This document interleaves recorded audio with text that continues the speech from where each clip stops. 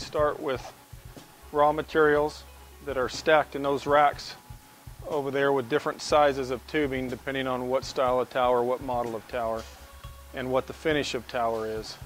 So we start with straight tubing, and all the bending and fabrication is done in this end of the shop. This particular bender is called a roller, which puts the curved section into towers. So it's all computer controlled. Just dial in the degrees that you would want, run it back and forth, and it would put the roll in it, or the curved section like what you would see on this.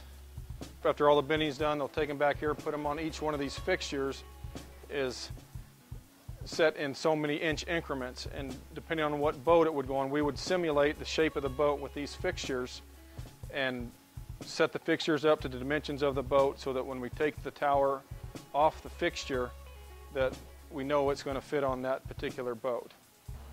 Once the tower is fabricated and tack welded, then it will go from this department to this department.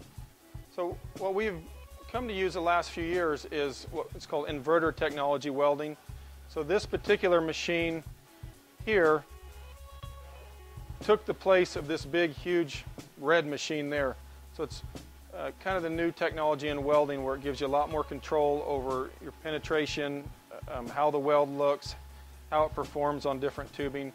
It looks like it's half the size, uses much less power compared to that machine, which is 3 times as big. This does everything and more, and it's kind of the new future of TIG welding, which is 100% of what we do is all TIG welded. It's a slower process, but a much nicer looking process. So these are all CNC machines. If you ever watch American Chopper, you've probably seen some of the machines that they have in their shop.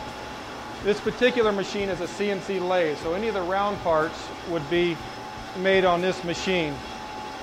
Solid bar is below here. That gets fed into the end of the machine.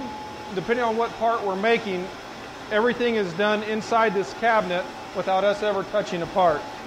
When this door is shut, it would do all of the machine work, cut the part off, this door would open and it would land in the parts catcher. So other than an attendant kind of watching for some warning signs, it's totally hands-off. Any of the round parts like the tower mounts, it mounts on the tower, speaker mounts, a mirror mount, any of the round stock would be made on this particular machine. On this machine that he's cleaning, that's where all the flat pieces would be made. So board racks or mirror arms, any of the flat stock on the switchblade and the razor tower, the billet hinge section is all made on that machine. So round stuff here, flat stuff over there, and again, we try to do everything in-house. Just gives us a little more control over the quality aspect of it. So this, we're making speaker cans today. So we have a tubing that we have extruded especially for our needs in 20-foot lengths, and then it's automatically cut to the right length. And this would go over to the welding area for prepping and weld the backs on, the crossover housing, and then polishing after that. This is all automated, so put a full length up there and it'll feed it and cut it and then stop when it's all done. Okay, so one of the things that we do that is different than any other tower company is we machine the hardware to match the shape of the boat. So all of these bins here are full of radiused hardware that fit different boats. So most of the boats that we would put towers on, the fiberglass would not be flat where the tower is going to mount. What eliminates fiberglass gel coat cracking is to match the shape of the mounting hardware to the shape of the boat. So these are all different shapes.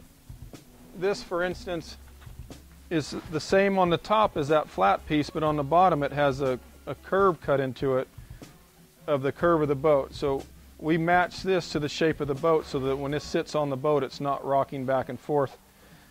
Unlike if you tried to put a thick gasket in there to take up that curve, it's not really going to do the trick. This is where cracks either happen or don't happen on a boat, is spreading the load out evenly on the fiberglass instead of trying to put a thick gasket there to take up that curve. So I have, this for instance, we machine that part in-house in 20 different radiuses that would match virtually every boat that we've ever done a tower for. Once in a while we'll have to make a new one, then we would just add that to our list of inventory that we need whenever someone orders that particular tower. We have patterns for 1,100 different boats and get more almost every day. But very rarely would one boat pattern fit another boat. So it's truly a, that particular tower only fits this boat. And for the other 1,100, there's very few that would cross over. So when you call up with even what would seem like an oddball boat, chances are pretty good that we've already done it before. We would set our fixtures up, build the tower off of it so that when you get it and put it on your boat, it's going to match the lines of your boat and everyone's happy.